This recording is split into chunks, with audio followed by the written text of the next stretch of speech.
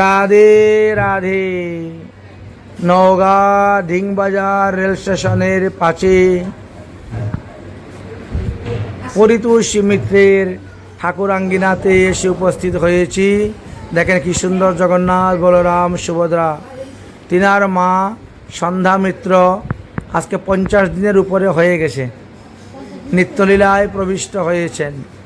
যদিও নিয়ম আছে 45 দিন পর বৈষ্ণব দিতে হয়, সেই বৈষ্ণব সেবা উপলক্ষে আজ আমরা এসে উপস্থিত হয়েছি। আজকে একটু পাঠ কীর্তন হলো, আর আগামী করল বৈষ্ণব সেবা হবে। তিনি নিত্যলীলায় প্রবিষ্ট হয়েছেন, 50 দিনের উপরে হয়ে গেছে, আগামী করল বৈষ্ণব সেবা হবে। এই উপলক্ষে আমরা পাঠ কীর্তন করতেছি, শ্রবণ করুন। জয় রাধে শ্রী রাধে, নিতাই গৌর, হরি বল হরি বল হরি বল।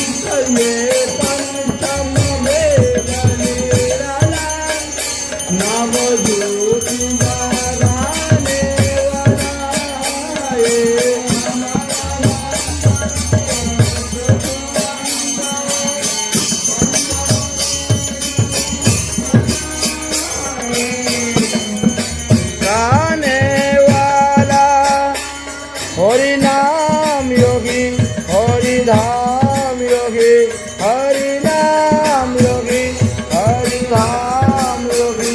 ये जगत मंगल की आरती, पापियों को पाप से आरती।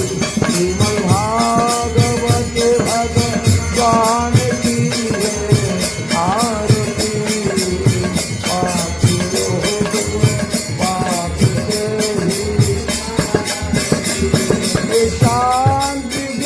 पावन पुनीत पाप मिटाने वाला, हरि दर्शन कराने वाला।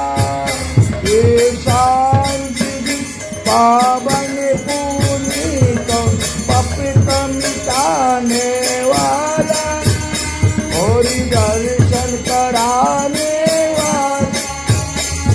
ये सुख करनी, ये दुख करनी, ये सुख करनी, ये दुख करनी। श्री मधुसूदन की आरती,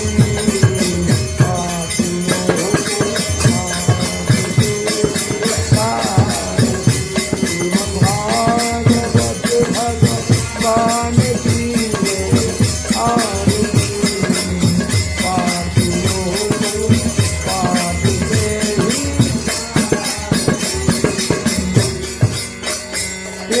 मधुर बुल सत पंथ कुल, सत मार्ग दिखाने वाला, गिरी भुवनाने वाला। हे मधुर बोल सत पंथ तोल, सत मार्ग दिखाने वाला, गिरी त्रिभुवनानि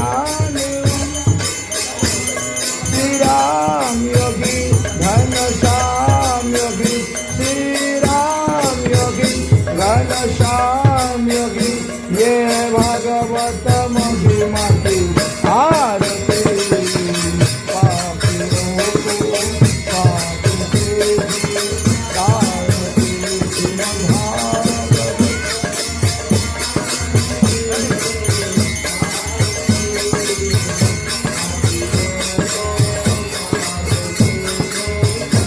हरे कृष्णा हरे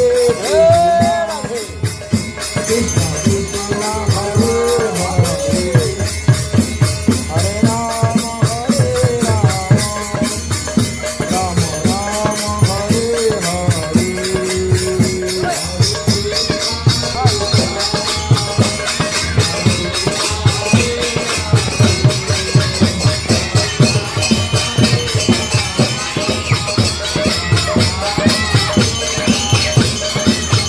हरे कृष्णा कृष्णा हरे हरे हरे कृष्णा कृष्णा कृष्णा हरे हरे राम हरे राम राम राम हरे हरे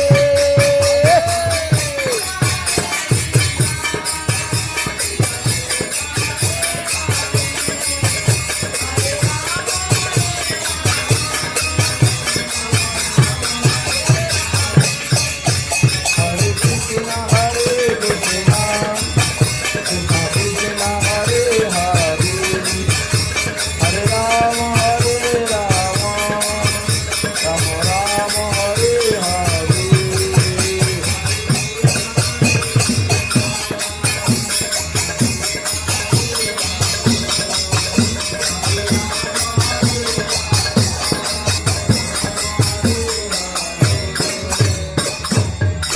जय श्याम प्रसाद भगवत प्रसाद जय श्याम प्रसाद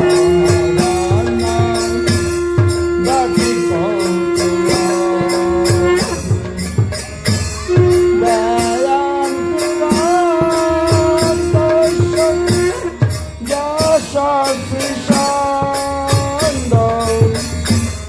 वन्दे गुरु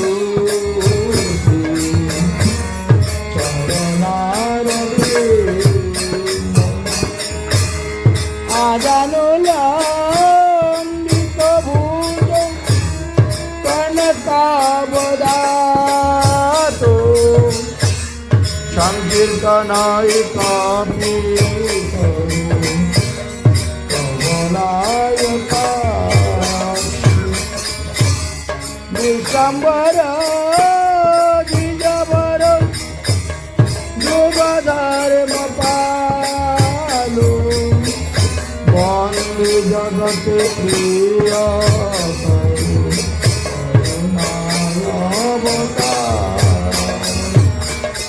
नमाति कालशताल जगन्नाथ सुखाय तो सवित्राय सपुत्राय सकलत्राय ते कौस्तुरी तिलकांगे ललाट पटले वक्षस्थले न कौस्तुभम् नासाग्रेवर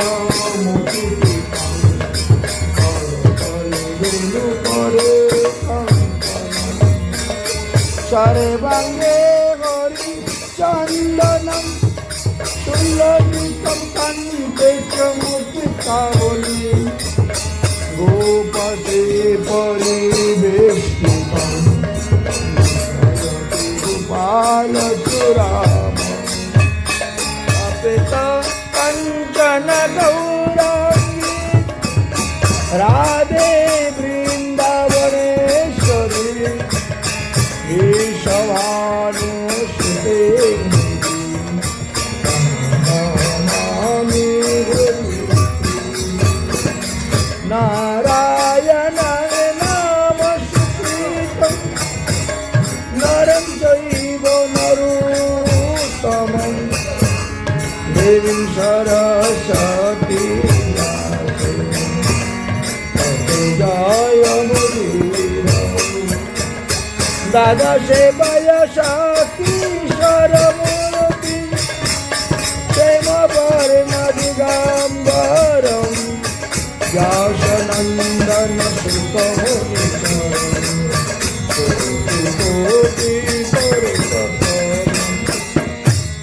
তুলসী কাননং জটিরং যত্র পদ্মবনানি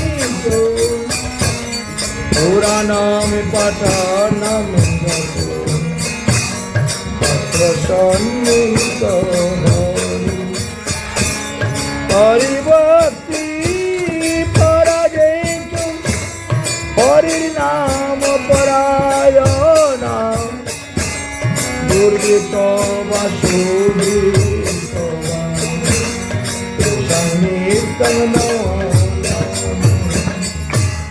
পঞ্চকল্প তরুবস্তু কৃত সিন্ধু গোয়েবচ পতিতানাং পাবনেভ্যো বৈষ্ণবেভ্যো নমো নমঃ জয় রূপ সনাতনং বক্র রঘুনাথ শ্রীজীব গোপাল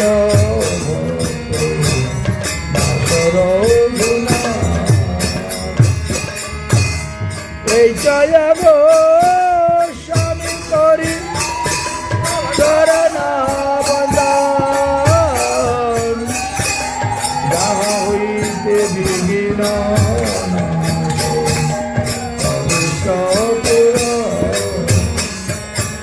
সকলে সুতা বৈষ্ণবী করি নমস্কার কৃপা করি চরণ ধুলিলাম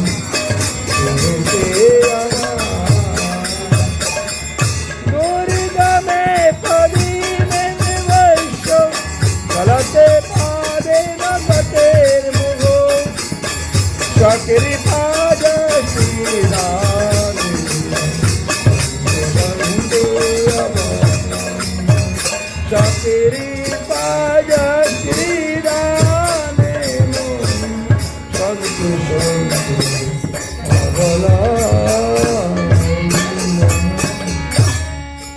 बोलो श्रीमद्भागवत महापुराण की पुरुषोत्तम मास की आपन अपन गुरुदेव की आपन अपन इष्टदेव की अनंत अनंत कोटि वैष्णव महाराज की उपस्थित सुता भक्ता की जय जय श्री राधेश्याम निताई गौर हरि। श्रीमद् भागवत महापुराणे साधुगुरु वैष्णव सेवार महिमार कथा वर्णन करा হয়েছে। অনাদির আদি শ্রী গোবিন্দ মহারাজ যুধিষ্ঠিরকে লক্ষ্য করে বলছেন, হে রাজন, বৈষ্ণবে কন্যা দানম চ পরম নির্বাণ হেতুনা তস্মাৎ সে পরম রাজন বৈষ্ণব উচিষ্ট ভোজনম। সাধু সেবা বৈষ্ণব সেবার দ্বারা আমাদের পূর্ব পাপ তাপ অপরাধ ক্ষয় হয়ে থাকে। দানেতি দুর্গতি খণ্ডে নামে খণ্ডে পাপ, সদ্গুরুর উপদেশে খণ্ডে জীবের কুস্বভাব। এই জন্য কোনো লোক মারা গেলে পরে আমরা তার আত্মা শান্তির জন্য, আত্মার কল্যাণের জন্য দশবিধ বস্তু দান করে থাকি।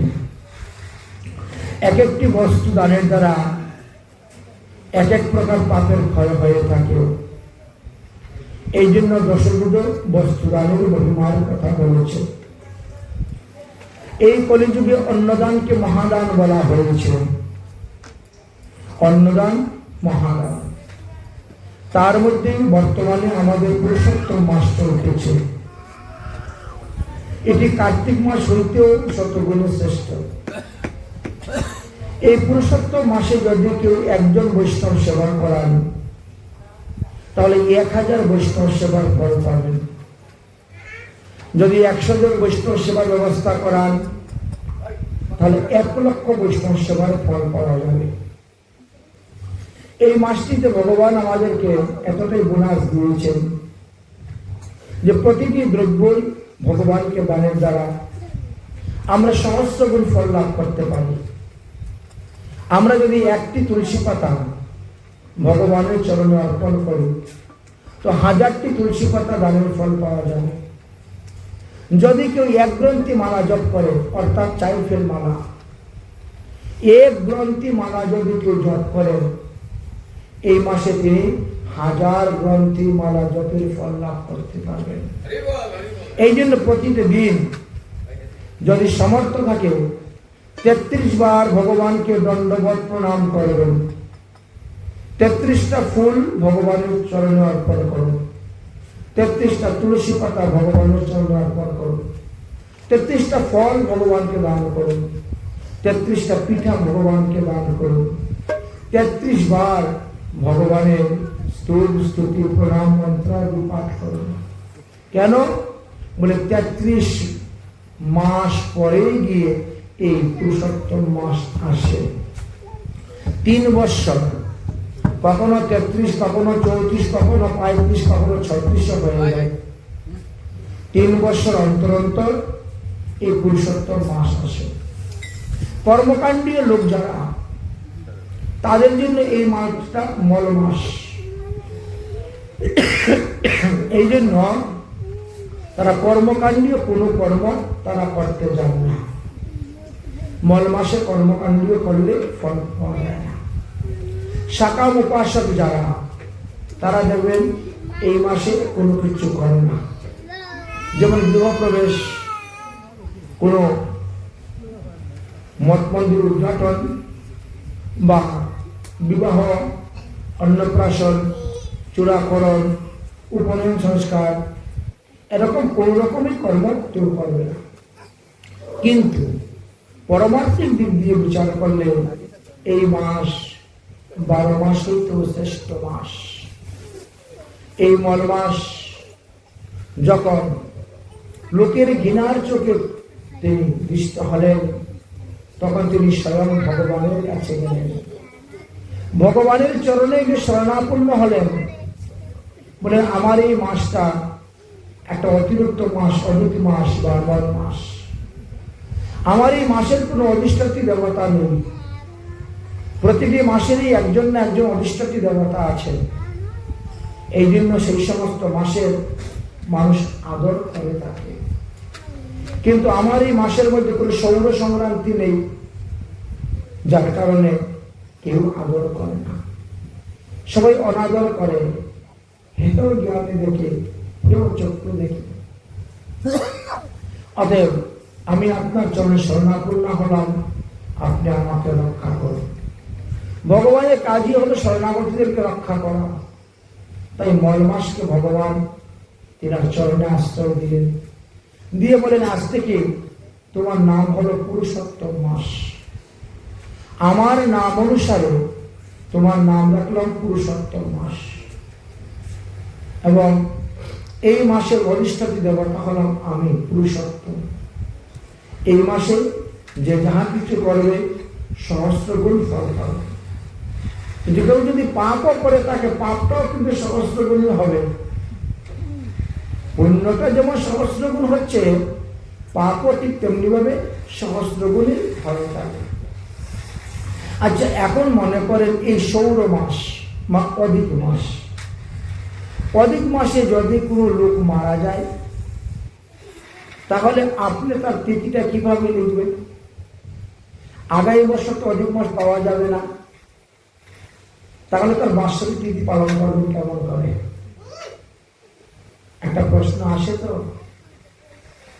আমাদের কেউ যদি মারা যায় বৈশাখ মাসে, আমরা লিখে রাখি বৈশাখ মাস শুক্লপক্ষ, বৈশাখ মাস শুক্লপক্ষ অমুক তিথিতে অমুক মারা গিয়েছে। এখন হলো অধিক মাস, পুরুষোত্তম মাস। এখন যদি কেউ লেখেন যে পুরুষোত্তম মাসে অমুক মারা গিয়েছে, তো 3 বছর পরে কি আবার পুরুষোত্তম মাস আসবে? তো মধ্যে 2 বছর কি বলে শ্রাদ্ধ ক্রিয়া অনুষ্ঠান হবে? হবে। মনে করেন আজকে অধিক জ্যৈষ্ঠ শুক্লপক্ষ চতুর্দশী, তাহলে আপনাকে ওইভাবে লিখতে হবে জ্যৈষ্ঠ শুক্লপক্ষ চতুর্দশী, এবং আগামী বছর সেইভাবেই পালন করবে। অধিক মাস না আসলেও এই তিথিটা ধরে পালন করতে হবে। প্রতিটা মানুষের এই তিথি বিশেষ কার্য করাটাই উত্তম। যদিও মানুষের জন্মতিথি পালন করা হয় না, মানুষের মৃত্যুবার্ষিক তিথি পালন করা হয়, একমাত্র ভগবানের জন্মতিথি পালন করা হয়ে থাকে। এটি মহাজনগত সিদ্ধান্ত। কেউ মারা গেলে পরে আমরা তার আত্মার শান্তির জন্য, তার আত্মার কল্যাণের জন্য আমরা শ্রাদ্ধ ক্রিয়া আদি করে থাকি। অন্ত্যেষ্টি ক্রিয়ার বিধি বিধানের কথা গরুড় পুরাণ, বরাহ পুরাণ বা অন্যান্য পুরাণে দিয়ে গিয়েছে। সেই প্রথা অনুসারে আমরাও সেই রকম কাজকর্ম করে থাকি। তারপরে একটা বিশেষভাবে কি দেওয়া হয়? সেবা দেওয়া হয়। যে সেবাতে সবাই এসে অংশগ্রহণ করতে পারবেন। যার যত প্রকার নিয়ম আছে, সমস্ত প্রকার নিয়ম 45 দিন পর্যন্তই থাকে। 45 দিনের পরে সেই নিয়ম শেষ হয়ে যায়। যার কারণে 45 দিনের পরে বৈষ্ণব সেবা দিলে আর কারো আপত্তি থাকবে না সেখানে প্রসাদ পেতে। তার আগ পর্যন্ত কিছু কিছু লোকের আপত্তি আছে দেখা যায়। যেমন মনুসংহিতাতে বলেছেন ব্রাহ্মণের 10 দিনে অসুখ সমাপ্ত হয়ে যায়, ক্ষত্রিয়ের 12 দিনে অসুখ সমাপ্ত হয়, বৈশ্যের 15 দিনে অসুখ সমাপ্ত হয়, শূদ্রের 1 মাসে অসুখ সমাপ্ত হয়, এবং অন্তর্জর 45 দিবসে অসুখ সমাপ্ত হয়। সবশেষ সিদ্ধান্ত হলো 45 দিন। তার উপরে আর কোনো সিদ্ধান্তই নেই।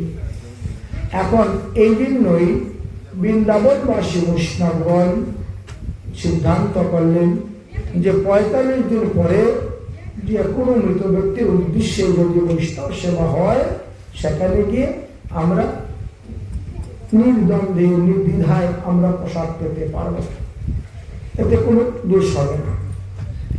যদিও একত্রই এলাকাতে গ্রামাঞ্চল বলে একে অন্যকে জানে, একে অন্যকে চিনে, বাগদা 14 পুরুষকে, কিন্তু শ্রীধাম বৃন্দাবনে সমস্ত বিশ্ব ব্রহ্মাণ্ড থেকে মানুষ যাচ্ছে। কোন দেশের থেকে, কোন জাতির থেকে, কোন গোত্র থেকে, কোন বর্ণ থেকে, কোন আশ্রম থেকে আসতেছে তার কোনো অন্ত নেই। সবাই তাদের পিতৃপুরুষের উদ্দেশ্যে, মাতৃপুরুষের উদ্দেশ্যে, বংশের আত্মকল্যাণের জন্য বৈষ্ণব সেবা দিয়ে থাকেন। তো জিজ্ঞেস তো করা যাবে না, কোন বৈষ্ণবকে জাতি জিজ্ঞেস করতে নাই। আপনার পূর্বাশ্রমের নাম কি ছিল, আপনার পিতার নাম কি, মাতার নাম কি, গ্রামের নাম কি, কয় ভাই কয় বোন, এগুলি বৈষ্ণবকে জিজ্ঞাসা করতে নেই। এতে জাতিবুদ্ধি এসে যায়। আর বৈষ্ণবেতে জাতিবুদ্ধি আসলে বিশাল অপরাধ হয়। সেই অপরাধে পার হরিনামের দ্বারাও পাওয়া যায় না, গীতা ভাগবত পাঠের দ্বারাও পাওয়া যায় না। বললেন যার চরণে হইবে যার অপরাধ, তিনি যদি ক্ষমা করেন তবেই ক্ষমা হবে, না হলে হবে না। এই জন্যই সেখানে কাউকে কোনো জাতপাত জিজ্ঞেস করা হয় না। কেউ যদি বলে আমার অমুক মারা গিয়েছেন, আমি একটু বৈষ্ণব সেবা দিতে চাই। ঠিক আছে, যেদিন তার দাহ সংস্কার হয়েছে সেদিন থেকে গণনা করে 45 দিন পরে আপনি বৈষ্ণব সেবা দেন, আমরা যাবো প্রসাদ খেতে। কারণ কোন ব্যক্তির উদ্দেশ্যে শ্রাদ্ধ হোক আর বৈষ্ণব সেবা হোক, পিণ্ডদানাদি কার্য হোক, সেই দিন যদি এক গ্রাস অন্ন কোন শুদ্ধ সদাচার সম্পূর্ণ বৈষ্ণব গ্রহণ করেন, তাহলে সেই অন্নটি সুমেরু পর্বত সমতুল্য অন্ন হয়ে যায়, যা আমাদের পিতৃপুরুষগণ হাজার হাজার বৎসর ভক্ষণ করেও সমাপ্ত করতে পারেন না। যদি কোনো বৈষ্ণব এক গণ্ডূষ জল গ্রহণ করেন, তাহলে সমুদ্র সদৃশ্য জল হয়ে যায়, যা আমাদের পিতৃপুরুষগণ হাজার হাজার লক্ষ লক্ষ বৎসর সেই জল পান করে তৃপ্তি লাভ করতে থাকেন, তথাপিও সমাপ্ত হয় না। এই জন্যই বৈষ্ণব সেবা হয়। দানে ন ক্ষয়ম, আপনি যেটা দান করতেছেন ওটা ক্ষয় হচ্ছে না, ওটা কিন্তু জমা থাকতেছে এবং চতুর্বৃদ্ধি আকারে জমা। হ্যাঁ, এমন ভাবে যে সেটা কখনো ক্ষয় নেই, ক্ষয় হয় না। সেই বিষয়ে একটি পৌরাণিক কাহিনীও আছে। আমরা কিছু কিছু অপরাধ জেনে শুনেও করে নেই, লোভের বশীভূত হয়ে, কামের বশীভূত হয়ে, ক্রোধের বশীভূত হয়ে, জেনে শুনে বুঝেও আমরা পাপ করে নেই, অপরাধ করে নেই। আর কিছু কিছু অপরাধ আছে না জেনে না বুঝে করা হয়। এখন জেনেই করেন আর না জেনেই করেন, পাপ কিন্তু পাপী, অপরাধ অপরাধী থেকে যায়। আপনি জানেন আর না জানেন, আগুনে হাত দিলে হাত পুড়বে, বুঝেছেন? হাত পুড়বে। যেমন মনে করেন সনাতন গোস্বামী পাঠ, সনাতন গোস্বামী পাঠ শ্রীধাম বৃন্দাবনে গোমা টিলাতে বসে তিনি হরিভজন করছেন, মানে দ্বাদশ আদিত্য টিলাতে বসে তিনি হরিভজন করতেছেন। তো ভজন করতে করতে লীলাস্মরণের মাধ্যমে তিনি দেখতে পাচ্ছেন যে শ্রী গোবিন্দ গোচারণ করতে করতে কুসুম সরোবরে এসে উপস্থিত হয়েছেন। রাধাকুণ্ড আর গোবর্ধনের মানসিকমের মধ্যখানে হলো কুসুম সরোবর, উপস্থিত হয়েছে। রাধারানী ললিতাদি সখীদেরকে নিয়ে এসেছেন, সূর্য পূজা করার জন্য যাবেন, তাই কুসুম সরোবরে পুষ্পচলন করার জন্য ফুল তুলতে। আর গাছের মধ্যে একটা ডালের মধ্যে বেশ কয়েকটা ফুল ধরেছে, খুব সুন্দর, অথচ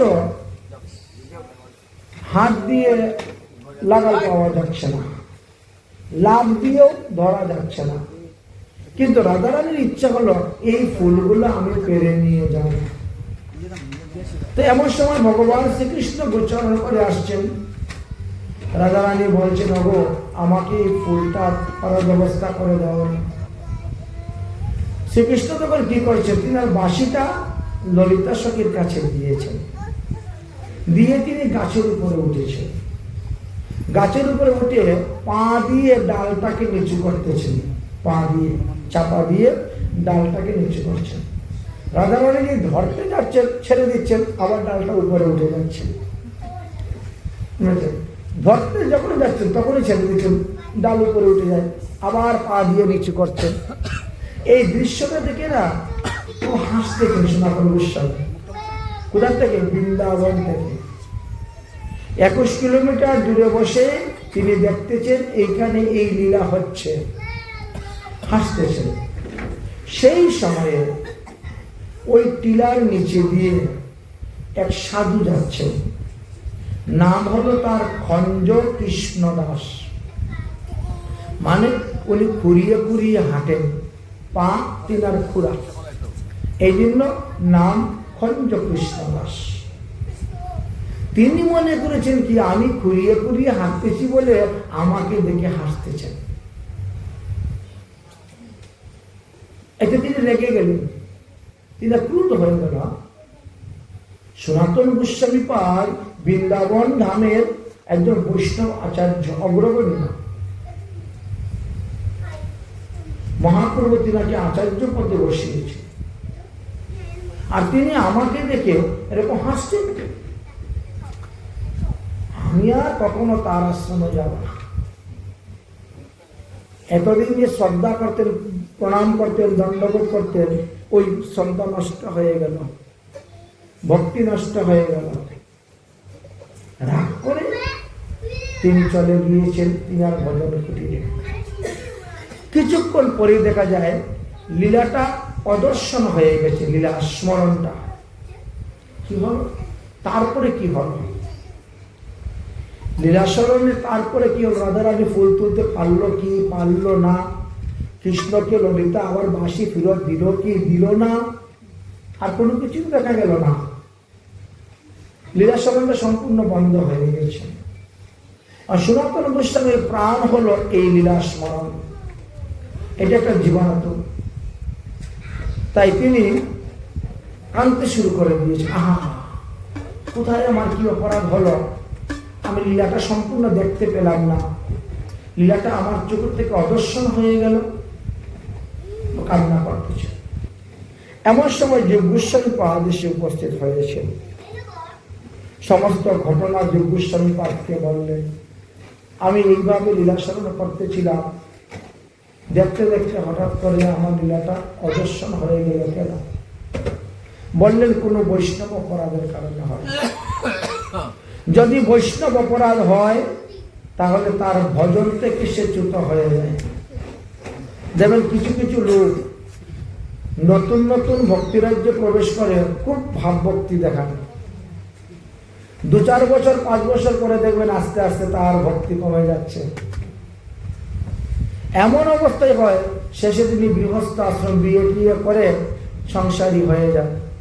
শেষে দেখা যায় আর প্রসাদ বুঝিও নয়, আর মাছ মাংস খাওয়া শুরু হয়ে গেছে। এরকমও কিছু কিছু দেখতে পাই। প্রথম মানে ভক্তিরাজ্যে ঢুকেই খুব ত্যাগ তিতিজ্ঞা বৈরাগ্য, খুব মান যশ প্রতিষ্ঠা লাভ করে নিয়েছেন, কিন্তু কিছুদিন পরে দেখা যায় তার ভজনে ধীরে ধীরে ধীরে ধীরে পতন হয়ে যায়। পতন হতে হতে এমনই পতন হয় শেষ পর্যন্ত এর মধ্যে আর ভজনের অস্তিত্বই থাকে না। অর্থাৎ কপালে তিলকও থাকে না, গলায় মালাও থাকে না, প্রসাদ গ্রহণ করেন না, এমন অবস্থায় হয়ে যায়। এগুলোর কারণ কি? বৈষ্ণব অপরাধ। মহতির নিকটে যদি হয় ক্ষুদ্র অপরাধ, মহা মহা ভজনেতেও পরে যায় বাদ। তাই ভজন থেকে বাদ পড়ে কারা?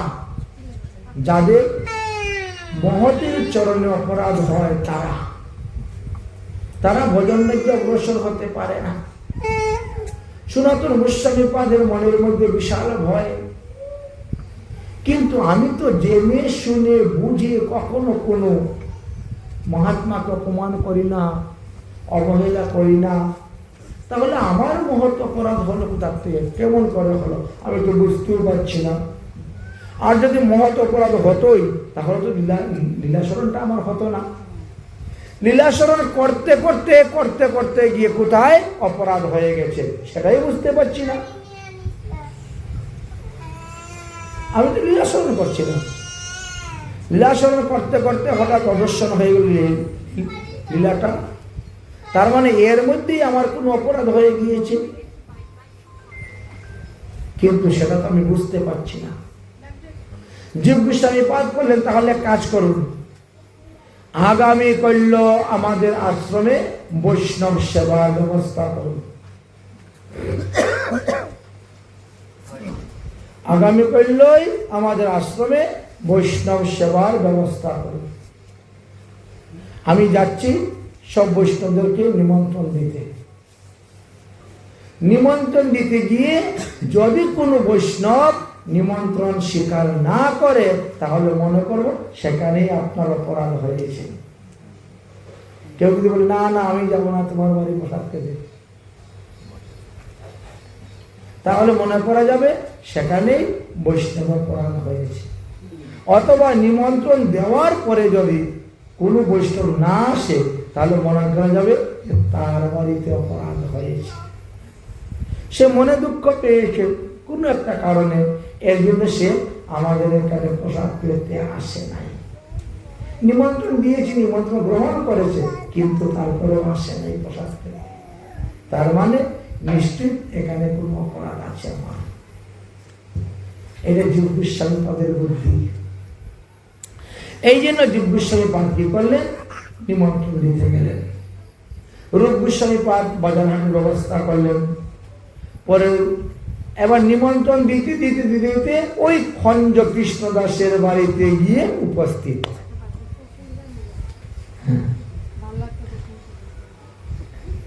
ওহে বৈষ্ণব গোসাই, আগামী কল্য আমাদের আশ্রমে মহাপ্রভুর ভোগরাগ হবে, রাধা গোবিন্দর ভোগরাগ হবে, মধ্যাহ্নে একটু প্রসাদ পাবে। আমি যাব তোমার বাড়ি প্রসাদ পেতে, তোমার জেঠামশাই আমাকে দেখে হাসছে। আমি আমার কর্মদোষে খঞ্জ হয়ে জন্ম নিয়েছি, খুড়া লেঙ্গে খুঁড়িয়ে খুঁড়িয়ে হাঁটি, তাই বলে তিনি আমাকে দেখে উপহাস করবেন, পরিহাস করবেন, যাকে আমি এত সম্মান করতাম, এত ভালোবাসতাম, আর তিনি আমাকে দেখে ধরো বুঝে নিলেন অপরাধটা কোথায়। জীব গোস্বামী পাদ চলে আসলেন, এসে সনাতন গোস্বামীকে বললেন, জেঠামশাই পেয়ে গেছি, কোথায় আপনার অপরাধ হয়েছে, সেই অপরাধের কারণে এই হয়েছে, খঞ্জ কৃষ্ণদাসের কাছে। তখন খঞ্জ কৃষ্ণদাসের কাছে গেলেন সনাতন গোস্বামী নিজে, গিয়ে বললেন, দেখুন আমি আপনাকে দেখে হাসি নেই, তার আমি আগেও হাসতাম, কোনদিন হেসেছি আপনাকে দেখে, কোনোদিনও আপনাকে দেখে হাসি নেই, আর আপনি যে আমার আশ্রমের দরজার সামনে দিয়ে যাচ্ছেন সেটাও আমি আপনাকে দেখি নেই, কারণ তখন তো আমি সেই রাধাকুণ্ড থেকে অনতি দূরে সেই কুসুম সরোবরের রাধারানীর গোবিন্দের লীলাকে স্মরণ করছিলাম, সেই লীলা স্মরণ করে আমি হাসছিলাম। সত্যি বলছি, আপনাকে দেখে আমি হাসি নাই, অতএব আপনি আমার অপরাধ ক্ষমা করুন। যে বৈষ্ণবের নিকটে হইবে যার অপরাধ, সে যদি ক্ষমা করে তবেই ক্ষমা হইবে, না হলে ক্ষমা হবে না। অম্বরীশ মহারাজ এর চরণে দুর্বাসা ঋষির অপরাধ হয়েছিল, অম্বরীশের চরণে দুর্বাসা ঋষির অপরাধ হয়েছিল। আচ্ছা, প্রাণ নিয়ে পালিয়ে গেলেন তিনি ব্রহ্মার কাছে গিয়ে ক্ষমা চাচ্ছেন, মহাদেবের কাছে গিয়ে ক্ষমা চাচ্ছেন, আমার অপরাধ হয়েছে, ক্ষমা করুন, আমাকে রক্ষা করুন। না, আমরা কেমন করে রক্ষা করবো, ক্ষমা করবো? এমনকি ভগবান বিষ্ণুর কাছে গেলেন, তোমার ভক্তের চরণের অপরাধ হয়েছে, তুমি আমাকে রক্ষা করো, আমাকে ক্ষমা করো। ভগবান বললেন, অহং ভক্তাপরাধীনং স্বতন্ত্র ইব দ্বিজা, আমি তো ভক্তের অধীন, কোন ভক্তের চরণে যদি তোমার অপরাধ হয়ে থাকে সেটা আমি তোমাকে ক্ষমা করতে পারবো না, ওই ভক্তই যদি তোমাকে ক্ষমা করে তবেই তোমার ক্ষমা হবে, না তো না। ঠিক তেমনি ভাবে মহাপ্রভু গয়াসাধ্য করে আসার পরে তিনি প্রকট হলেন, প্রকাশ হলেন, সর্বজ রূপ দর্শন দেখালেন, বিশ্বরূপ দর্শন দেখালেন, বিরাট রূপ দর্শন দেখালেন, ভক্তদেরকে সবাইকে প্রেম ভক্তি দান করেছিলেন, কিন্তু সচিমাতাকে দিলেন না, সচিমাতাকে দিলেন না। সবাই বলছেন, যার উদরে আপনি জন্মগ্রহণ করেছেন, যার স্তন পান করে আপনি বড় হয়েছেন, যার আদর আপ্যায়ন লালন পেয়ে আপনি বড় হয়েছেন, সেই সচিমাতাকে কেন আপনি প্রেম দান করলেন না? বলে, তিনার অপরাধ আছে। আরে ভগবানের মা, তার আবার অপরাধ আছে? কার চরণে অপরাধ করেছেন সচিমা? বললেন অদ্বৈত আচার্যের চরণে। অপরাধ যার আছে তাকে আমি প্রেম দান করি না।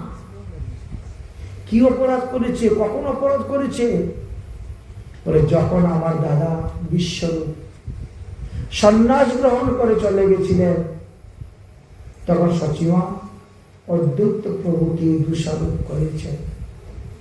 এই অদ্বৈত আচার্যের কারণে আমার ছেলেটা সন্ন্যাস গ্রহণ করে চলে গেছে উদাসীন হয়ে। এই তো তিনার অপরাধ। এতই যতক্ষণ পর্যন্ত অদ্বৈত প্রভুর চরণ ধরে ক্ষমা না চান আর তিনি ক্ষমা না করেন, ততক্ষণ পর্যন্ত তাকে প্রেম দেওয়া হবে না। ঠিক তেমনি ভাবে মহাপ্রভু মুকুন্দকে প্রেম দান করেন নাই, মুকুন্দকে প্রেম দান থেকে বঞ্চিত রেখেছিলেন। কেন? মুকুন্দ যখন যে দলে যায় সেই দলেরই হয়ে যায়। তার একটা স্বভাব ছিল এটাই, যখন যে দলে যাবে সে সেই দলেরই। মনে করো কোথায় কালী পূজা হচ্ছে, তো ওখানে গিয়েই শ্যামা মায়ের গান শুরু করে দিল। শ্যামা মায়ের থেকে বড় আর কেউ নেই, আরম্ভ হয়ে গেল। ওখানে প্রসাদ খাইলো, গান বাজনা কীর্তন করে আসলো। এখন মনে করেন কোথায় শিব পূজা হচ্ছে, তো ওখানে শিবের গান গিয়ে শিব সবার থেকে বড়, তার উপরে আর কেউ নেই, শুরু হয়ে আরম্ভ হয়ে গেল গান বাজনা, খাওয়া দাওয়া, কীর্তন। কোথায় মনুষ্য পূজা হচ্ছে, তো ওখানে গিয়ে মনুষ্যই সবার বড়। মানে যখন যেখানে যায়, যে দলে যায়, ওই দলে গিয়েই শুরু করে দিল। এই জন্য মহাপ্রভু বললেন মুকুন্দকে আমি প্রেম দিব না। সে একবার আমাকে প্রণাম করে আর একবার আমাকে ঝাঁটা মারে, বলেছেন ঝাঁটা মারে। যখন বৈষ্ণব দলে আসে তখন বৈষ্ণব, আর শাক্ত গেলে শাক্ত, শৈবতে গেলে শৈব, গণপত্যতে গেলে গণপত্য, সৌরতে গেলে সৌর। যখন যে দলে যায় সেই ভক্তি সে যায়। সবাই মিলে চরণ ধরলেন মহাপ্রভুকে, আর এটা করবে না। এখন থেকে স্বজাতীয় বৈষ্ণবের সঙ্গ করবে। আমরা কথা দিলাম আর ও কখনো যাবে না অন্য কোথায়। এখন থেকে স্বজাতীয় বৈষ্ণবের সঙ্গ করবে, আপনি তাকে কৃপা করুন। মহাপ্রভু বলে ঠিক আছে, 1 কোটি জন্ম করে কৃপা করব। 1 কোটি জন্মের পর তাকে কৃপা করা হবে।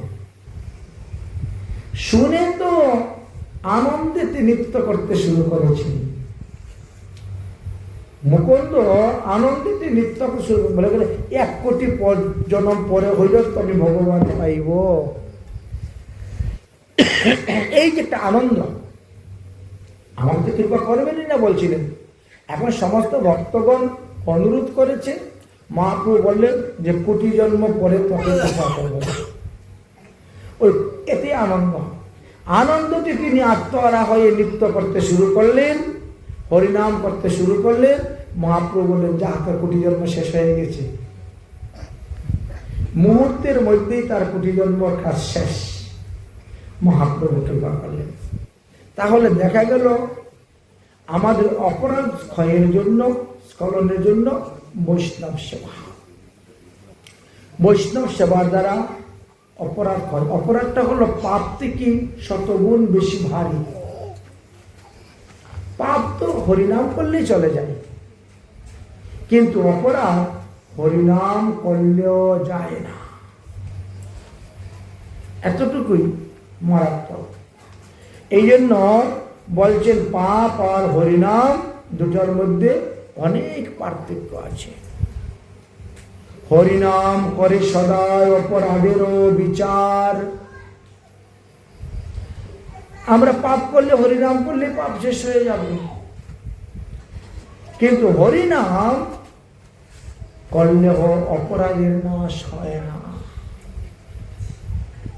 অপরাধের নাশ করতে হলে সেই রকমের ভজন করতে হবে। শ্রীধাম বৃন্দাবনে যমুনার জলে সৌভরি ঋষি বসে তপস্যা করতেন। একদিন গরুর পাখি বৃন্দাবনে এসে উপস্থিত হয়েছিল, যমুনার জলে দাঁড়িয়েছে, দেখে সমস্ত মাছেরা দৌড়াদৌড়ি করতে শুরু করেছেন। এই দৃশ্য দর্শন করে শৌবরী ঋষি তখন জল থেকে উঠেছেন। মাছেরা এত দৌড়তেছে কেন, কি ব্যাপার? দেখেন গরুর পাখি এসেছে। আরে গরুর, তুমি তো ভগবান বিষ্ণুর বাহন, তোমাকে দর্শন করে সব মৎস্যরা প্রাণ নিয়ে ছুটে পালাচ্ছে, দৌড়াদৌড়ি করতেছে। যাও যাও, তুমি এখান থেকে পালিয়ে যাও। এটি বৃন্দাবন ধাম, এখানে জীব হত্যা করা নিষিদ্ধ, প্রাণী হিংসা করা নিষিদ্ধ, মৎস্য ভোজন নিষিদ্ধ, এখান থেকে চলে যাও। গরুর পাখি বললেন, এটা তো মানুষের জন্য, আমি তো পাখি, আমার জন্য তো এই বিধান নেই, মানুষের জন্য এই বিধান। একটা বাঘ যদি হরিণ ধরে খায় তার পাপ হবে না, কিন্তু একটা মানুষ যদি হরিণ শিকার করে তার মাংস রান্না করে খায় তার পাপ হবে। আমি তো পক্ষী জুড়ি, আমার আহারই হলো তাই। ওই জন্য জোর পোকা মাকড় এগুলা খেলে আমার কোনো পাপ হয় না, কারণ আমার আহারই এটা। কিন্তু মানুষে খেলে তখন শৌবরী ঋষি আরো রেগে গেলেন। তুমি আমাকে জ্ঞান দিচ্ছ, আমি তোমাকে যেটা বলছি সেটা শুনো, সেটা মানো। যদি আমার কথার অন্যতা করে তুমি এখানে মৎস্য ভোজন করতে যাও, আমি তোমাকে অভিসম্পাদ দিব। গরুর বলছে, আমার প্রচন্ড ক্ষুধা লেগেছে, দু চারটা না খেলে তো আর চলতে পারছি না। এই কথা শুনে শৌবরী ঋষি আরো রেগে গেলে, তুমি আমাকে অমান্য করতেছ। হাতে জল নিয়ে নিলেন। গরুর, আমি তোমাকে অভিসম্পাদ দিলাম, আর যদি কোনোদিন তুমি বৃন্দাবনে আসো তৎক্ষণাৎ তোমার মৃত্যু হইবে। অভিসম্পাদ দিলেন। গরুর তখন নিজের প্রাণ পরে উঠে পালায়। মৃত্যুকে সবাই ভয়, মৃত্যুর ভয়ে তিনি তখন দৌড়ে পলায়ন করলেন, আর কোনদিন বৃন্দাবন ধামে তিনি আসলেন না। ভগবান যখন লীলা করলেন কৃষ্ণ অবতার নিয়ে, তখনও গরুর বৃন্দাবনে যেতে পারলেন না ভগবানের লীলা দেখার জন্য। বৃন্দাবন থেকে 7 কিলোমিটার দূর সেই চটিগড়াতে এসে তিনি অবস্থান করলেন। ওখানে এসে ভগবানের সঙ্গে দর্শন করতেন, আবার ওখান থেকে চলে যেতেন, তাও বৃন্দাবনে যেতে পারতেন না, কারণ শৌবরী ঋষি অভিসম্পাদ। এই যে গরুরের চরণে অপরাধ হল, আমরা মনে করি উচিত কথাই তো বলেছি, ন্যায় কথাই তো বলেছি, শাস্ত্রের কথাই তো বলেছি, তাই না? তাহলে আমার অপরাধ হবে কেন? আমরা এটাই তো মনে করি। কেউ যদি কোনো দোষ করে, কোনো ভুল করে, আমরা তো বলি, তুমি ওটা ওভাবে করলে কেন, ওটা ওভাবে করলে কেন, ওটা এইভাবে করলে কেন, এটা এইভাবে করা উচিত ছিল না, ঠিক না? আর সে যদি বুঝে নেয় তো ভালোই, আর না বুঝলে তাহলে সেই ক্ষেত্রেও কোনো কোনো ক্ষেত্রেও দেখা যায় আমাদের অপরাধ হয়ে যায়। শৌবরী ঋষির অপরাধ হয়ে গেল। সেই অপরাধের কারণে কি হলো, তিনি আর ভজনচ্যুত হয়ে গেল। মহতের চরণে যখনই অপরাধ হবে তখনই দেখবেন ভজন নষ্ট হবে। মালা জপ করার ইচ্ছা হয় না, সন্ধ্যান্বিক করার ইচ্ছা হয় না, বুঝেছেন? তিলক কাটার ইচ্ছা হয় না, একাদশী আদি ব্রত করার ইচ্ছা হয় না। ওই ধীরে ধীরে একটা একটা করে হ্রাস পেয়ে যায়, কমে যায়। প্রথম প্রথম দেখবে খুব নির্জলা একাদশী ব্রত করতেছে, পরে দেখবে আর নির্জলাও করতে পারে না, সজলা করে, পরে দেখা যায় সজলাও করে না, ছেড়ে দিয়েছে। বলে আগে করতাম, এখন ছেড়ে দিয়েছি। কেন? শরীরে নানা রকম রোগ সুখ ব্যাধি এসে ঢুকে গিয়েছে, ইত্যাদি ইত্যাদি। আসল কি? আসল হলো মহৎ অপরাধ, মহতের চরণে অপরাধ। সৌবরী ঋষির মহতের চরণে অপরাধ হওয়ার কারণে কি হলো, মৎস্যের মিলন দেখে তিনার মনের মধ্যে কামনা জেগে গেল, ভাষণা জেগে গেল যে আমার জীবনে আমি এই সুখ এই আনন্দটা অনুভব করি নাই, সুতরাং এর মধ্যে কি আনন্দ আছে আমাকে দেখতে হবে। জল থেকে উঠে গেলেন, উঠে জিজ্ঞাসা করলেন এখন বর্তমানে ভারতবর্ষের রাজা কে? রাজা হলেন মান্দাতা। মান্দাতার কাছে গিয়ে উপস্থিত, মান্দাতা শুনেছি আপনার নাকি 50টা মেয়ে আছে, তার মধ্যে একটা মেয়ে আমার কাছে বিয়ে দিয়ে দেন। তোমার 50টা মেয়ে তো, তার মধ্যে একটা মেয়ে আমার কাছে বিয়ে দিলে তো তোমার কোনো একটা মেয়ে আমার কাছে বিয়ে দাও। মান্দাতা তো ঋষির চেহারা দেখেই অবাক, আহা এই বয়স তো বিয়ের বয়স নয়, কত হাজার বৎসর যে হয়েছে তাদের অন্তর, মাথায় তো একটাও চুল নাই, দাঁত সব পড়ে গেছে, চামড়া সব খুচখুচ হয়ে গেছে, বুঝেছেন? হাঁটতে গেলে লাঠি ছাড়া হাঁটতে পারেন না, কথা বলতে গেলে মাথা ঠকঠক করে নড়ে, অঙ্গ গলিতম, শরীরে গলে গেছে মাংস সব, অঙ্গ গলিতম পলিতম মুন্ড, মাথায় করে টাক পড়ে গেছে, চুল নেই একটা, অঙ্গ গলিতম পলিতম মুন্ডম, দশনম বিহিতম, দাঁত নাই একটাও, দশম দাঁত, দশনম বিহিতম জাতি ভূতুণ্ডম, বৃদ্ধা জানতি গৃহীতম দণ্ডম, লাঠি ছাড়া হাঁটতে পারে না, তথাপি ন মঞ্চতিয়া আশার পিণ্ড, তারপরে আশার পিণ্ডটা এখনো পূর্ণ হলো না। আরে ভজ গোবিন্দ ভজ গোবিন্দ, গোবিন্দ ভজ মুরমতি, কিন্তু ঋষিকে তো আর এইভাবে উপদেশ দেওয়া যায় না। আর কোন মেয়েকে বিয়ে দিয়ে তার জীবনটাকে আমি নষ্ট করব? একটা যুবতী রমণীর কাছে বৃদ্ধ স্বামী বিষের সমতুল্য, আমার কোন মেয়ের জীবনটাকে আমি নষ্ট করব? আমি পিতা হয়ে অপাত্রে কন্যাদান করে, লেখা আছে অপাত্রে কন্যাদান করলে সেই দানের পুণ্য পিতা পায় না, বরং আরো অপরাধ হয়, পাপ হয়, নরকে যেতে হয়, নরক ভোগ করতে হয়। অর্থের লোভে, অর্থের লোভে অনেকেই অনেকের কন্যা আগেরকার দিনে শুনতাম দান করে দিত, বিবাহ দিয়ে দিতেন। তো এতে নিষেধ আছে, শাস্ত্রে অনেক কিছু আছে। তো তখন মান্দাতা ঋষি তো মান্দাতা রাজা চিন্তা করলেন, এখন ঋষিকে যদি না দেই, ঋষি যদি অভিসম্পাদ দেন তাহলে তো বিপদ, সব দিকেই তো বিপদ, বড় তপস্বী তেজস্বী। তখন মান্দাতা একটু রাজনীতি খাটালেন, দেখুন মহারাজ আমরা তো ক্ষত্রিয়, আর আমাদের ক্ষত্রিয়ের বিবাহ দিতে গেলে স্বয়ম্বর সভা, রাজাদের মেয়ের বিবাহ দিতে গেলে স্বয়ম্বর সভা, এটি সত্যযুগ থেকে চলে আসতেছে।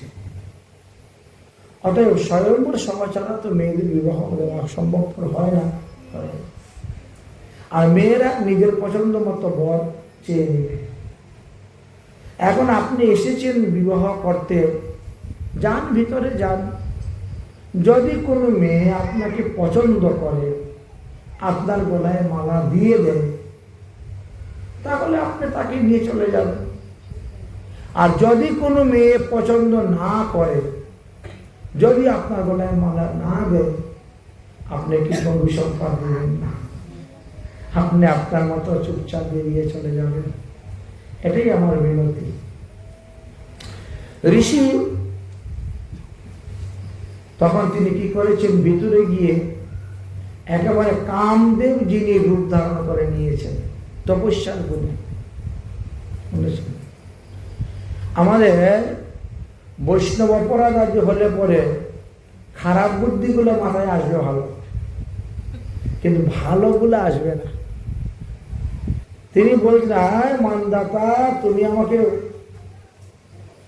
পরিহাস করতেছ, দেখো পরিহাস। ভিতরে গিয়ে একেবারে কামদেব যিনি রূপ ধারণ করে তিনি দাঁড়িয়েছেন।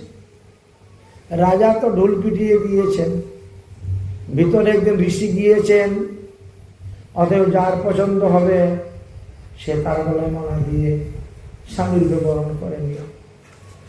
এখন মেয়েগুলো বেরিয়ে দেখি, আরে বাবা এত সুন্দর যুবরাজ, সবাই এসে মালা দিতে শুরু করে দিয়েছে। মালা দিতে দিতে 50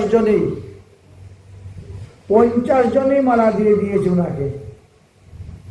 মানদাতা তো বাক্যে কি বলেন, আমার 50টা মেয়ে তিনাকে বিয়ে করে নিল, দেখে পছন্দ হয়ে গেল।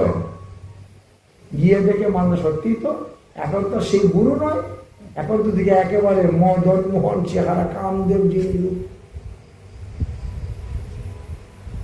আরে ঋষিবর আপনি আমার মেয়েকে নিয়ে কোথায় যাচ্ছেন? বলে কেন? আমি বিয়ে করেছি, নিয়ে যাবো যেখানে খুশি সেখানে, তোমার কি? আরে ওরা রাজঘর নিতে বড় হয়েছে, স্বর্ণতালে অন্ন খেয়েছে, সোনার পালঙ্কে ঘুমাচ্ছে, এদেরকে নিয়ে আপনি কোথায় রাখবেন? যমুনার তীরে কোথায় রাখবেন? কি খাবে, কেমন করে থাকবে? বলে অসব চিন্তা তোমার করতে হবে না, আমার স্ত্রীকে আমি কোথায় রাখবো, কি খেতে দেবো, ওটা আমার ব্যাপার। ঋষি গিয়ে তিনার তপস্যার দ্বারা 50টা ঘর বানিয়েছিলেন, 50টা ঘর বানিয়েছেন তপস্যার দ্বারা। নিজের শরীরকে 50 ভাগে বিভক্ত করে 50 জন ঋষি হয়ে গেছেন। এক একজন স্ত্রীকে নিয়ে এক এক গৃহে চলে গেছেন।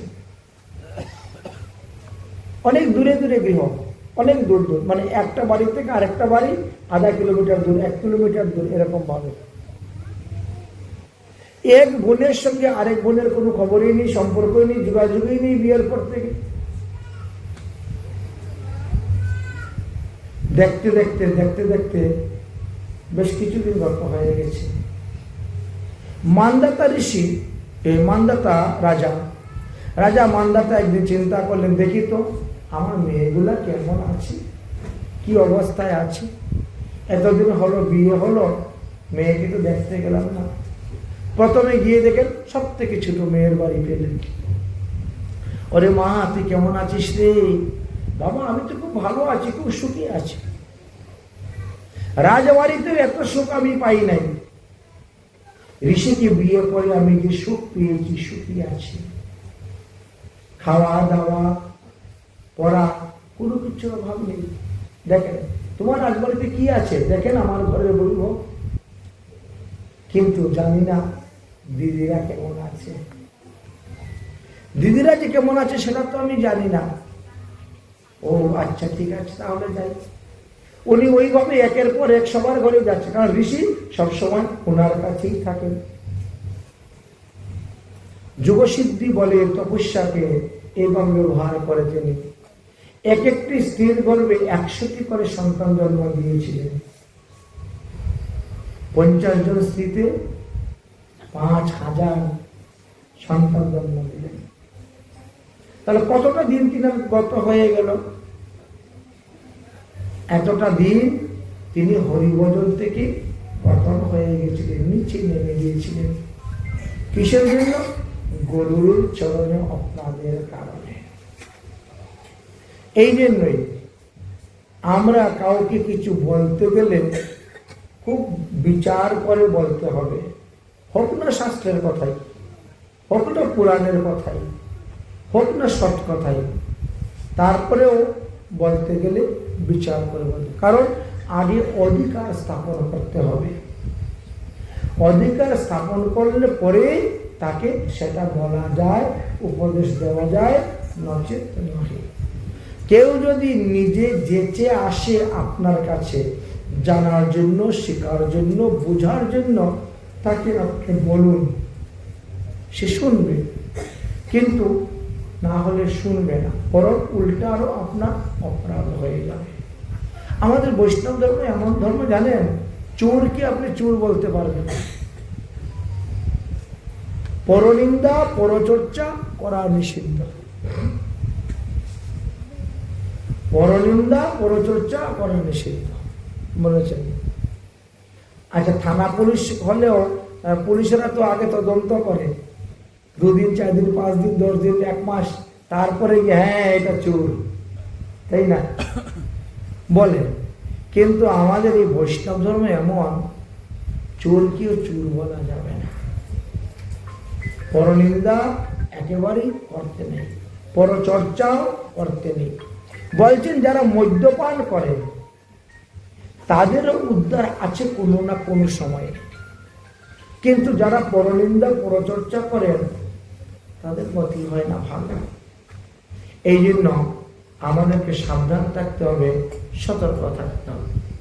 আর যদি কোনো অজ্ঞান অজান্তে আমাদের কোনো অপরাধ হয়েও যায়, তাহলে মধ্যে মধ্যে একটু বৈষ্ণব সেবা দিলে পরে সেই অপরাধ থেকে মাপ পাওয়া যায়, রেহাই পাওয়া যায়। শুধু যে খালি আমাদের কেউ মারা গেলে পরে বৈষ্ণব সেবা দিব এমন নয়। বৈষ্ণব সেবাটা আমাদের নিত্য এবং নৈমিত্তিক দুইভাবে হয়ে থাকে। শ্রাদ্ধটা নিত্য এবং নৈমিত্তিক দুইভাবে হয়ে থাকে। নিত্য শ্রাদ্ধ কি? শ্রদ্ধার সহিত যা কিছু অর্পণ করবেন তা হলো নিত্য শ্রাদ্ধ। আর নৈমিত্তিক শ্রাদ্ধ, কেউ মারা গিয়েছে ওই ব্যক্তির উদ্দেশ্যে যা কিছু আমি দিব সেটা হলো নৈমিত্তিক শ্রাদ্ধ। এই নিত্য শ্রাদ্ধ এবং নৈমিত্তিক শ্রাদ্ধ উভয় শ্রাদ্ধই একাদশী আদি ব্রতের দিবসে করা নিষিদ্ধ আছে। তবে দশমী সংযুক্ত যদি তিথি হয় সেটাতে দোষ হয় না। শুদ্ধ একাদশী বা ব্রতের দিবসে নিত্য এবং নৈমিত্তিক উভয় প্রকার শ্রাদ্ধই আমাদের পরিত্যাজ্য, নিষেধ করে দিয়েছে। ব্রতের দিবসে যারা শ্রাদ্ধ করেন তাদের পিতৃপুরুষগণ এই পাপযুক্ত অন্ন পিণ্ডি গ্রহণ করেন না। এই জন্য গরুড় পুরাণ বরাহ পুরাণে বলছেন যারা শ্রাদ্ধ করবেন তারা নরকে যাবে, যারা শ্রাদ্ধে গিয়ে খাবেন তারা নরকে যাবে, যিনি শ্রাদ্ধ করবেন তিনি নরকে যাবেন, যার উদ্দেশ্যে শ্রাদ্ধ করা হবে সেও নরকে যাইবে। অতএব একদিন পরে যদি আপনি শ্রাদ্ধ শান্তি করেন এতে কোনো দোষ হইবে না। একদিনে শ্রাদ্ধ কখনো পতিত হয় না। এই জন্য কখনো কোনো অবস্থায় এই ভুল কাজটা করতে যাবেন না। দ্বিতীয়ত, গরুড় পুরাণ বরাহ পুরাণের সিদ্ধান্ত হলো কি, যেদিন দাহ সংস্কার করা হয় সেদিন থেকেই পশু পালন করতে হয়। মনে করেন আজকে এখন রাত্রে 9টা বাজে, কোনো এক ব্যক্তি এখন মারা গিয়েছে, সুতরাং তার আত্মীয় স্বজন স্ত্রী কুটুম্বকে খবর দিবেন, ছেলে মেয়েরা বাইরে থাকে চাকরি করে খবর দিবেন, তারা আসবে। সুতরাং রাতের মধ্যে দাহ সংস্কার করা সম্ভব হচ্ছে না। দাহ সংস্কার হলো পরের দিন। তাহলে পরের দিন দাহ সংস্কার হয় তাহলে পরের দিন থেকেই তাকে গণনা করতে হয়। যেমন মনে করেন আজকে হলো শনিবার, আগামীকালকে রবিবার, দাহ সংস্কার আপনি রবিবারে মারা গেছে শনিবারে, দাহ সংস্কারটা করলেন রবিবারে। অতএব রবিবার থেকেই গণনা করে যার যতদিন নিয়ম দেওয়া আছে ততদিন ভালো পালন। যদি না মানতে পারেন অন্যান্য নিয়মগুলি তাহলে শেষ সিদ্ধান্ত হলো সর্ববর্ণেষু দশাহে, 10 দিন মানতেই হবে আপনাকে। এই যে 10 দিন আপনার অসুখ, এই 10 দিন অসুখ অবস্থায় আপনি তিলক করতে পারবেন, আপনার গুরুমন্ত্র জপ করতে পারবেন, আপনার হরিনামের মালা জপ করতে পারবেন, আপনি একাদশী আদি ব্রত যদি পরে 10 দিনের মধ্যে সেটাও আপনি করতে পারবেন। কিন্তু ঠাকুর ঘরে প্রবেশ করতে পারবেন না, বিগ্রহ সেবা করতে পারবেন না। এটি গরুড় পুরাণ বরাহ পুরাণে সম্পূর্ণভাবে নিষেধ দেওয়া আছে। দ্বিতীয়ত বলছেন, যতদিন অসুস্থ থাকবে ততদিন অসুস্থ ব্যক্তির হাতের জল অন্ন অন্য কেউ গ্রহণ করবেন না। ভগবান তো করবেন দূরের কথা, অন্য কোনো ভক্তদেরকেও বলা হয়েছে যে অসুস্থ বাড়িতে গিয়ে তাদের হাতের জল অন্ন গ্রহণ করিবেন না। 10 দিন শুদ্ধ হওয়ার পরে সেটা হলো আলাদা। আর 45 দিন পরে আর কোন রকম দোষ থাকে না, কারণ একজন লোক মারা যাওয়ার পর তার জীবাত্মা 13 দিন পর্যন্ত বাড়ির চতুর্দিকে ঘুরে বেড়ায়। 13 দিনের দিন তাকে এখান থেকে নিয়ে রওনা হওয়া যায়। কেউ গোলকে যাবেন, কেউ বৈকুণ্ঠে যাবেন, কেউ নরকে যাবেন, কেউ চন্দ্রপুর, কেউ ইন্দ্রলোক, কেউ যমলোক, কেউ বরণলোক, কেউ বায়ুলোক, কেউ সূর্যলোক, বিভিন্ন লোক আছে আমাদের যাওয়ার। এখন যাওয়াটা হয় কিভাবে? আমাদের কর্ম অনুসারে। যে যেমন কর্ম করবেন তিনি সেই কর্ম অনুসারে তিনি সেই লোকে যাবেন। আমাদের শ্রীমদ্ ভগবত গীতাতেও দেখবেন গীতার মাহাত্ম্য সম্পর্কে আলোচনা করা আছে। প্রতিদিন যদি কেউ এত অধ্যায় পাঠ করে সে অমুক লোকে যাবে, এতটা শ্লোক পাঠ করলে অমুক লোকে যাবে, এতটা শ্লোক পাঠ করলে অমুক লোকে যাবে। তাহলে যাওয়ার লোক আমাদের অনেক আছে, আলাদা আলাদা পৃথক। সবাই যে জমা লয়ে যাই এমন কোনো কথা নয়। জমা লয়ে কারা যাবে? আমার মতো পাপী যারা, তারাই তো যাবে, অন্যরা তো নয়। অন্যরা বিভিন্ন লোকে গমন করে থাকেন। তবে জমা লোকের বর্ণনের কথা শ্রীমদ্ ভাগবত মহাপুরাণে দিয়েছেন। যেহেতু পরীক্ষিত মহারাজ সুখদেবকে জিজ্ঞাসা করেছিলেন যে আপনি সপ্তদ্বীপা পৃথিবীর কথা বর্ণন করেছেন, সপ্ত স্বর্গের কথা বর্ণন করেছেন, সপ্ত পাতালের কথা বর্ণন করেছেন, সপ্ত লোকের কথা বর্ণন করেছেন, নবগ্রহের অবস্থানের কথা বর্ণন করেছেন, চন্দ্র, সূর্য, ইন্দ্র এদের কথা বর্ণন করেছেন, কিন্তু আপনি নরকটা তো বর্ণন করেন নাই। অতএব আপনি কৃপা করে আমার নিকটে নরক বর্ণন করুন। তখন নরক বর্ণন করতে গিয়ে 28টি ভয়ঙ্কর নরকের নাম উল্লেখ করে গিয়েছেন। কোন কোন পাপ করলে পরে কতদিন এই নরকে থাকার পরে আবার পৃথিবীতে এসে কি কি জন্ম ধারণ করতে হয়, তারপরে গিয়ে ওই ব্যক্তি আবার মনুষ্য হতে পারে ইত্যাদি বিষয়ে বর্ণন করে গিয়েছেন। সেইখানে বললেন যে আমাদের পৃথিবী হইতে 11,88,000 কিলোমিটার দূরে এই নরক নামে একটি স্থান আছে। তো সেখানে সূর্যপুত্র যম উনি রাজত্ব করেন। ইনার দুটি রূপ, এক হলো ধর্মরাজ আর আরেকটি হলো যমরাজ। ধর্মরাজ রূপেও তিনি আছেন, আবার যমরাজ রূপে। ধর্মরাজ রূপে কার কাছে আসেন? যারা পুণ্য আত্মা, পুণ্যবান ব্যক্তি, তাদের কাছে তিনি ধর্মরাজ রূপে আসেন। আর যারা পাপী তাপী তাদের কাছে ভয়ঙ্কর উগ্রমূর্তি যমরাজ রূপে আসে দর্শন দেন। যেমন ধরেন একটা বিড়াল তার নিজের বাচ্চাকে কিরকম ধরে আর ইঁদুরের বাচ্চাকে কিরকম ধরে, দেখবেন ধরার কায়দা কিন্তু 2 রকম, নিয়ে যাওয়ার কায়দাটা 2 রকম। নিজের বাচ্চাকে এমনভাবে ধরে নিয়ে যায় যে একটু দাঁতও ফুটবে না, এক ফোঁটা রক্ত বেরোবে না, বাচ্চাটা কোনো আঘাতই পাবে না। আর ইঁদুরের বাচ্চাকে ধরার সঙ্গে সঙ্গে শেষ, একদম ঘাটটার মাঠকে গিয়ে রক্ত বেরিয়ে একেবারে যাতা হয়ে যায়। ঠিক তেমনি ভাবে ধর্মরাজ আর যমরাজ ওনার 2টা রূপ।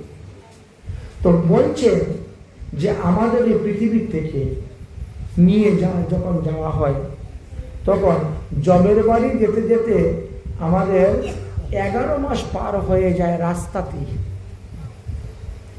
রাস্তাতেই আমাদের 11টা মাস পার হয়ে যায়। প্রথম মাসে আমরা সৌরপুরীতে যাই, পুষ্পপদ্মা নদীর তীরে অবস্থান করি। তারপরে আমরা আবার রওনা হই, 15 দিন পার হওয়ার পরে সৌরপুরীর যে এরিয়াটা সেটা অতিক্রম করে আমরা জন্মাপুরীর দিকে রওনা হয়ে যাই। যার কারণে যতক্ষণ পর্যন্ত সৌরমণ্ডলের ভিতরে জীবাত্মা থাকেন ততক্ষণ পর্যন্ত জীবাত্মার দৃষ্টি পৃথিবীর প্রতিটি বস্তুর উপরে পড়ে। তো আমরা তার উদ্দেশ্যে শ্রাদ্ধ করি, পিণ্ডদান করি, তর্পণ করি, যা কিছু করি তার দৃষ্টি সেইগুলোর উপরে পড়ে এবং তিনি দৃষ্টির দ্বারা সেইগুলা গ্রহণ করেন। যার কারণে কি হয়, তিনি যদি কোনো পাপী তাপী অপরাধী হয়ে থাকেন তাহলে তার পাপটাও আমাদের গ্রহণ করা হয়ে যায়, অংশ নেওয়া হয়ে যায়। এই জন্য বরাহ পুরাণে বলছেন যে শ্রাদ্ধেতে স্বগোত্রের লোকেরাই ভোজন করবে, অন্য গোত্রের লোকেরা ভোজন করিও না। কেননা তুমি যদি হজম করতে পারো তারপরও, হজম করতে না পারলে বাবা ভোজন করতে যেও না। কারণ যার ভোজন করবে তার পাপ গ্রহণ করা হইবে। তাই বৃন্দাবন ধাম আদি অন্যান্য যে সমস্ত তীর্থস্থান আছে, ধাম আছে, এইগুলাতে দেখা যায় কি শ্রাদ্ধের দিবসে শুধু খালি শ্রাদ্ধ কার্যই হয়, পিণ্ডদান আদি হয়, কিন্তু কোনো কাউকে নিমন্ত্রণই কেউকে বলাও হয় না, আনা হয় না, খাওয়ানোও হয় না। তবে 12 দিনের দিন 12 ব্রাহ্মণ ভোজনের একটা বিধান দেওয়া ছিল, সেটা করা হয়। 12 দিনে 12 ব্রাহ্মণ ভোজন। কিন্তু সেখানেও গরুর পুরাণ বলছে কোন ধরনের ব্রাহ্মণকে আপনি ভোজন করাইবেন। এই যে 12 দিনে 12 ব্রাহ্মণ ভোজন, কোন ধরনের ব্রাহ্মণকে ভোজন করাইতে হবে। শ্রাদ্ধেতে সবার খাওয়ার অধিকার নেই। শ্রাদ্ধেতে খেতে গেলে কিছু অধিকার তৈরি করতে হয়। সেই অধিকারের কথা দেওয়া আছে গরুর পুরাণ, বরাহ পুরাণে। যিনি শ্রাদ্ধেতে অন্ন গ্রহণ করবেন তিনাকে 3 দিন ব্রহ্মচর্য পালন করে থাকতে হয়। বিশেষ কিছু মন্ত্র আছে তার দ্বারা ভোজন করতে হয়, না হলে সেই অন্নগুলো খেয়ে হজম করতে পারবেন না। অন্নগুলো হজম করার জন্য অনেক অনেক পদ্ধতি দেওয়া আছে, দানাদি কার্যের কথাও সেরকম দেওয়া আছে। যাই হোক, তাহলে দেখা গেল অসুষ অন্তেই আমাদের দেহ শুদ্ধ হয়। আচ্ছা, মাতা পিতার মৃত্যুতে ছেলে মেয়েদের কাল অসুষও থাকে। তো কাল অসুষের ক্ষেত্রে আপনি আপনার ঘরের বিগ্রহের সেবা পূজা করতে পারবেন, ভোগ লাগাতে পারবেন, প্রসাদও পেতে পারবেন, কিন্তু বাইরে গিয়ে কোনো অনুষ্ঠান অন্য জায়গায় করতে পারবেন না। সেখানে আবার আপনাকে বাধা দেবে। আর ওনার তো কাল অসুষ ছিল, তাহলে উনি কেমন করে এখানে ভোগে রান্না করছেন, কেমন করে উনি বৈষ্ণব সেবা করছেন, এইরকম একটা সমালোচনা উঠে যায়। শাস্ত্রে বলছেন আপনি আপনার ঘরের বিগ্রহ সেবা পূজা করতে পারবেন, এতে দোষ নেই। মনে করো আমরা তো ত্যাগী, আমরা গোত্র ত্যাগ, সংসার ত্যাগ, মাতা পিতা, আত্মীয় স্বজন, ইষ্টি কুটুম্ব সব ত্যাগ। এবং আমার মতন হাজার হাজার সাধু বৃন্দাবনে আছে। কোনো সাধু যদি মারা যায়, প্রাপ্তি হন, কোনো বৈষ্ণব যদি প্রাপ্তি হন, তো আমরা বৈষ্ণবরাই নিয়ে ওনার দাহ সংস্কার করি, ওনাকে কাঁধে করে নিয়ে গিয়ে আমরা জানাই। কারণ ওর তো মাতা নাই, পিতা নাই, ছেলে নাই, কেউ মেয়ে নাই, কেউ নেই। ওখানে যারা আছি সব আমাদের ওই রকমই। একজন মারা গেলে আরেকজনে 10 জনে মিলে নিয়ে যাওয়া। তো আমাদের ইষ্টি নয়, গোষ্ঠী নয়, জ্ঞাতি নয়, কোনো রক্তের সম্বন্ধ নয়, কোনো কিছু নয়। তারপরেও আমরা যখন শ্মশানে নিয়ে যাই তাকে জ্বালানোর জন্য, তথাপিও আমাদেরকে 3 রাত্রি অসুষ পালন করতে হয়। 3 রাত্রি। 3 রাত্রি আমরা কোনো মন্দিরে গিয়ে উৎসবে রান্না করতে পারবো না। 3 রাত্রি আমরা কোনো মন্দিরের উৎসবে গিয়ে পরিবেশন করতে পারবো না। যখনই আপনি পরিবেশন করতে বাল্টি, আরে তুমি গিয়েছিলে না পরশু দিন অমুকের দাহ সংস্কার করতে? হ্যাঁ গিয়েছিলে। তাহলে তুমি পরিবেশন করছো কেন? তুমি বসে প্রসাদ পাও, প্রসাদ পেতে তোমার নিষেধ নেই, তুমি বসে প্রসাদ পাও, কিন্তু তুমি পরিবেশন করতে যাবে না। তুমি তোমার ঘরে ঠাকুর পূজা করো, তোমার ঘরে ঠাকুর পূজা করে তুমি রান্না করে ভোগ দাও, ঠিক আছে, কিন্তু বাইরে হবে না। বাইরে সমাজ এর মধ্যে মেনে নিতে পারবে না। এইভাবে অনেক অনেক সিদ্ধান্তের কথা শ্রীমদ্ ভাগবত মহাপুরাণে তুলে ধরেছেন। কারণ পুরা 18টি পুরাণকে মন্থন করা হয়েছে, 4 বেদ, 6 শাস্ত্র আর 17টি পুরাণকে মন্থন করে এই শ্রীমদ্ ভাগবত মহাপুরাণ রচনা করেছেন। ভাগবত ধর্মকে সর্বশ্রেষ্ঠ ধর্ম বলা হয়েছে। ভাগবতে যা বিধিবিধানের কথা বর্ণন করে গিয়েছেন, যে সমস্ত তত্ত্বকথা আলোচনা করে গিয়েছেন, এইগুলা পালনই হলো ভাগবত ধর্ম পালন, এইগুলি হলো বৈষ্ণব ধর্ম পালন। হরিভক্তি বিলাস নামক গ্রন্থেতে ওখানে অসুর সম্পর্কে তুলে ধরেছেন। অসুর সম্পর্কে অন্যান্য পুরাণ থেকে তুলে ধরেছে গোপাল ভট্ট গোস্বামী পাদ, তিনিও সমস্ত গ্রন্থগুলাকে মন্থন করে হরিভক্তি বিলাস নামক গ্রন্থ রচনা করে গিয়েছেন। এবং যে যতটা মানতে পারে তার জন্য ততটাই ভালো। আমরা যে যতটা মানতে পারি ততটাই ভালো। হ্যাঁ, নারদ পঞ্চরত্ন নামে একখানা গ্রন্থ আছে। নারদ পঞ্চরত্নের সিদ্ধান্ত হলো কি, যে ভগবানের চরণামৃত খেলেই আপনার অসুখ শেষ, আপনার অসুখ সমাপ্ত। এটি হলো নারদ পঞ্চরত্নের সিদ্ধান্ত। কিন্তু এই সিদ্ধান্তটা সবাই মানেন না কেন?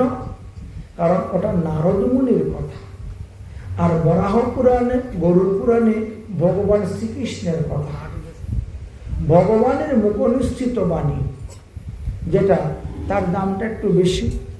তো ভগবান শ্রীকৃষ্ণ অনেক স্থানে তুলে ধরেছেন অমুক ঋষির এই মত, অমুক ঋষির ওই মত, অমুক ঋষির ওই মত তুলে ধরেছেন। ধরার পরে ভগবান আবার মধ্যস্থ একটা মত সিদ্ধান্ত করেছেন, সিদ্ধান্ত করে দেখিয়েছেন। ঠিক তেমনিভাবে প্রত্যেকটা বিষয়ই আছে, প্রত্যেকটা বিষয়েই নানা মনির নানা মত দেওয়া আছে। তবে যেটা একেবারে সুসিদ্ধান্ত রূপে আমাদের গুরু পরম্পরা অনুসারে, মহাত্মা পরম্পরা অনুসারে, বা শ্রীধাম বৃন্দাবন থেকে যে বিলটা ফাঁস হয়ে এসেছে, সেই মত অনুসারে যদি চলা যায় তাহলেই ভালো, তাহলে উত্তম, তাহলেই মঙ্গল। কারণ নরোত্তম দাস ঠাকুর মহাশয় একটা কথা বলেছেন, বৃন্দাবনের যেই মত তাতে হোক অনুরোধ। শ্রীধাম বৃন্দাবন থেকে যে মতটা তৈরি হয়ে আসতেছে, ওখানে তো বড় বড় মহাত্মাগণ, বড় বড় পণ্ডিতগণ আর সমস্ত শাস্ত্রগ্রন্থ ভাণ্ডার ওখানে। আমরা এতই এলাকায় কটা গ্রন্থ পাই, আর কটা গ্রন্থ পড়ি, আর কটা গ্রন্থের সারমর্ম বুঝি, বুঝেছেন? আর ওদের তো কোনো কাজ নেই, 3 বেলা খাওয়া দাওয়া ফ্রি, বাস সময় মতো গেলাম, খেলাম, বাকি সময় বসে বসে গ্রন্থ দেখলাম। আমাদের পেটের জন্য দৌড়াদৌড়ি করা হয়, গ্রন্থ দেখা হবে কখন? একটু একটু দেখলাম, তারপরে বিভ্রান্তের মধ্যে পড়ে যাই। এই গ্রন্থতে এই কথা বলছে, ওই গ্রন্থে ওই কথা বলছে, ওই গ্রন্থে ওই কথা বলছে, এখন কোনটা মানব? বিভ্রান্তের মধ্যে আমরা সাধারণ মানুষ পড়ে যাই। এই জন্য আগে দেখতে হবে কলিযুগের যুগধর্ম অনুসারে যে সমস্ত গ্রন্থ, সেইগুলাই মানতে হবে। কারণ অন্যান্য যুগের শব্দ দেখে কলিযুগের শব্দ করা যাবে না। অন্যান্য যুগে শব্দতে আমিষ ব্যবহার হইত, এটি শাস্ত্রে লেখা আছে। কিন্তু কলিযুগের জন্য ন শব্দে আমিষং বিদ্যাৎ পরিষ্কার বলেছেন, কলিযুগের শব্দতে কখনো আমিষ দ্রব্য ব্যবহার করিবেন না, আমিষ দ্রব্য দিবেন না। তো এই জন্যই যুগধর্ম অনুসারে কিছু কিছু গ্রন্থ আছে। যুগধর্ম অনুসারে যে গ্রন্থ, সেটা যদি পালন করা যায় তাহলে অতি উত্তম। যাই হোক, সর্বোপরি হলো আমাদের হরিনাম সংকীর্তন।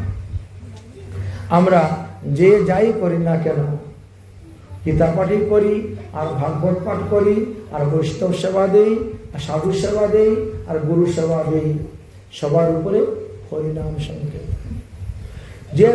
যে কোনো কার্যে যদি আমাদের কোনো ভুল ত্রুটি অপরাধ হয়ে থাকে, ক্রিয়া বা মুদ্রার ভুল হয়ে থাকে, তাহলে ভাগবত বলছেন হরিনামের দ্বারাই সেই ছিদ্রটা পূর্ণ হয়ে যাবে, মানে অসম দ্রব্যটাও সমাপ্ত হয়, অপূর্ণ দ্রব্যটাও পূর্ণ হয় একমাত্র হরিনামের দ্বারা। এই জন্য হরিনাম হলো কলিযুগে সর্বশ্রেষ্ঠ ভজন। হরিনাম ছাড়া কলিযুগে আর অন্য কোনো উপায় নেই, অন্য কোনো গতি নেই। সেই হরিনাম যদি লহ বহুবার, তবু যদি নহে প্রেম নহে অশ্রুধার, তবে জানিবে তাহাতে অপরাধ প্রচুর, কৃষ্ণ নামের বিষ তাতে না হইল অঙ্কুর। তাই হরিনামে দ্বারা কি হয়, আমাদের পাপ তাপ অপরাধের নাশ হবে। নাম করতে করতে করতে করতে করতে করতে নাম প্রভুর কৃপাতে সেইগুলা থেকে মুক্তি লাভ করা যায়। তাই একটা হরিনামের উপরে কীর্তন করে আমরা এখন আজকের মতো পাঠ বিশ্রাম দিব। যেহেতু কালকে এখানে বৈষ্ণব সেবা সবজি মনে করা হচ্ছে, সব চলতেছে, তাড়াতাড়ি ঘুমাতে হবে, ভোরবেলা উঠে রান্না করতে হবে। যাই হোক, पीले रे हरि नाम का प्याला, पीले रे हरि नाम का प्याला, रोग सब मिट जाएगा, पीले रे